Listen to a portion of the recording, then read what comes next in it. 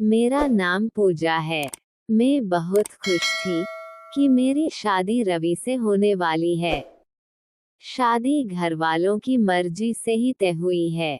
मेरी भैया की शादी अभी 1 साल पहले ही हुई है। मेरी भाभी का नाम रचना है। मेरी भाभी बहुत सुंदर है, साथ ही बहुत हंसमुख है। हंसना और बातें करना उन्हें पसंद है। जब से भाभी घर आई है, घर में एक अलग ही माहौल रहता है। मेरी भाभी से मेरी अच्छी बनती है, लेकिन एक बात की वजह से मुझे नहीं पता था कि मेरी सोच इतना बदल जाएगी। एक दिन रवि जब घर आया था, तब मैं, भाभी और रवि साथ में एक कमरे में थे। हम लोग बैठे ऐसी ही बातें कर रहे थे। जैसा कि मैंने पहले ही बताया कि मेरी भाभी बहुत बातें और मजाक करती है। ऐसे ही बातों बातों में उन्होंने रवि से कह दिया कि आपने भी क्या देखकर इसे पसंद कर लिया। आपका दिमाग तो सही है, अभी भी मौका है। आप बच सकते हो, शादी अभी हुई नहीं है। इतना भी होता तो शायद मैं बर्दाश्त कर लेती। लेकिन उसके बाद जो रवि ने कहा उससे मुझे ज्यादा बुरा लगा। रवि ने कहा कि क्या करो भाभी, आपकी जैसी सुंदर तो मुझे शायद मिलेगी नहीं। तो अब जो मिली है उसी से कर लेता हूँ। बात मजाक में ही हो रही थी, लेकिन मुझे वो बात दिल पर लग गई। उस समय मैंने भी बात हंसी में टाल दी, लेकिन मुझे अब वो बात सोने नहीं दे रही थी। मैं पता नहीं क्या क्या सोचने लगी थी। मैं अपने आप को भाभी के साथ कंपेयर करने लगी थी। मुझे उनसे और उनके सुंदर होने से जलन होने लगी थी। एक छोटी सी बात मेरे अंदर यह बदलाव ला सकती है। मैंने सोचा नहीं था। मैं उस बात का जवाब देना चाहती थी। मैं कुछ भी सोचने लगी थी। मैं सोच रही थी कि कैसे उन्हें भी मैं रुलाऊं। शादी की तैयारियों के साथ मेरा दिमाग भी कहीं और ही चलने लगा। एक दिन भाभी शॉपिंग करने मम्मी के साथ बाहर गई थी। घर में भैया थे। मैंने सोचा था कि भैया को कुछ ऐसा कहूं जिससे इन दोनों के बीच में झगड़ा हो। थोड़ी कहाँ सुनी हो, भाभी थोड़ी परेशान हो। उस समय में बस इतना चाहती थी, लेकिन मुझे नहीं पता था कि मेरी उस बात से उन दोनों की जिंदगी में जहर घुल जाएगा। भैया भाभी को फोन लगाकर पूछ रहे हैं कि कब तक आओगी। भाभी ने कहा बस आ ही रहे हैं। भैया बोले कि पहले भी यही बोला था, अभी भी यह कब तक आओगी। मैंने उस बात को पकड़ लिया और भैया के फोन रखने के बाद मैंने कहा कि खूबसूरत लड़कियों की बात का कोई भरोसा नहीं होता। भैया पता नहीं क्या क्या छुपाती है, क्या झूठ बोलती है। आखिर वो भाई तो मेरे ही थे। उन्होंने भी मेरी इस बात को पकड़ लिया। पूछा क्यों, क्या बात कर रही है, तुझे कुछ पता चला क्या। मैंने जानबूझकर ऐसा दिखाया कि मैं कुछ जानती हूँ और उनसे छिपा रही हूँ। मैंने कहा नहीं, कुछ नहीं, मैं तो बस ऐसे ही बोल रही थी। भैया ने फिर पूछा तो मैंने और ज्यादा उन्हें परेशान किया। मुझे पता था कि वो जितना परेशान होंगे उतना ही भाभी भी होगी। मैंने उन्हें ऐसे ही कहा कि भैया मैं क्या बताओ, आप खुद समझदार है। वो बोले क्या मतलब, क्या बोलना चाहती है, ठीक से बता।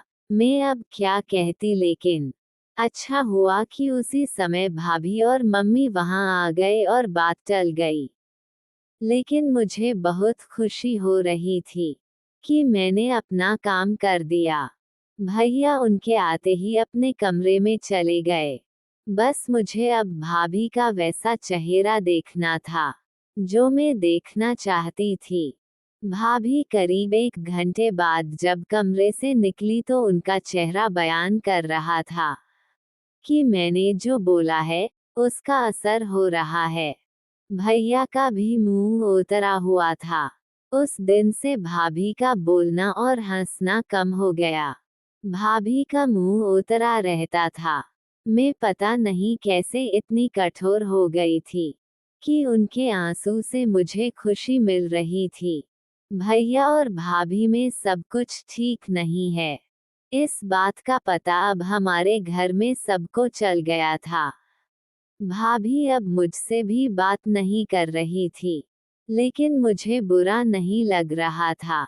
एक दिन भैया भाभी से किसी बात पर बिगड़ गए और सबके सामने उन्हें घर से जाने को कहने लगे। मम्मी और पापा ने कहा कि क्या हुआ, क्या बात कर रहा है, ऐसा क्या हुआ, लेकिन वो बोले कुछ नहीं। भाभी को वो बात बहुत बुरी लगी और वो घर से जाने लगी।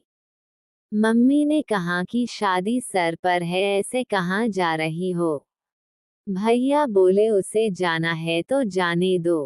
भाभी मेरी तरफ देख रही थी, लेकिन मुझे ना बुरा लग रहा था, ना मैंने उन्हें रोका। भाभी अपने घर चली गई। शादी में सिर्फ 10 दिन बाकी थे और भाभी घर से चली गई।